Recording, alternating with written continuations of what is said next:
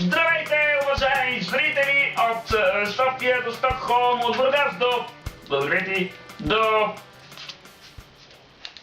Бумово, от Явол до Ябен, от Етрополе до Единбург, от Стара до Нова Загора. Аз съм Изгрев Черноморски, а вие сте с първото предаване на телевизия Озон. Здравейте и от мен стихия балканска. В това предаване сме поканили в студиото един специален гост.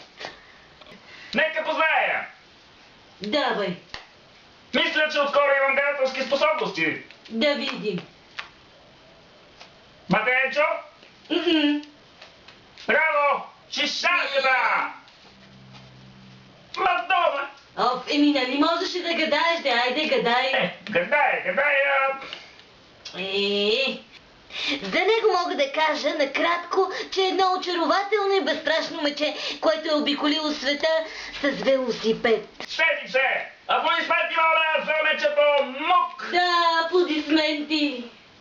Аплодисменти! Пуснете аплодисментите! Здравейте на всички! Мамо, тате, здравейте! Добре дошъл, Мук, в нашето студио.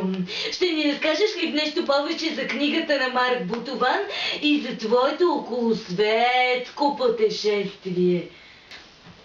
Да, малко се притеснявам. Не дей. Марк е мой приятел. Той е от Франция и е автор и художник едновременно на книжката "Околосветско пътешествие на Мук с велосипед и пеша". Да, той написа книгата, когато му разказах моите истории. Разкажи накратко какво научи. Ако обичаш. Много неща. Намерих толкова много нови приятели, запознах се с тяхната култура и обичаи. Искам да кажа, че книгата е страхотна. Пълна е с много цветни картинки и има много хубави стикери, които можеш да ги отлепваш и залепваш. Да.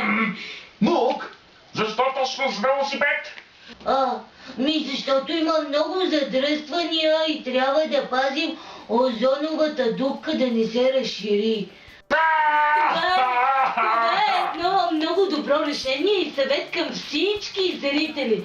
Карайте си колелото. Ето кара колело. Да. Ей, страхотен финал на нашето интервю. Това беше мечето Мук.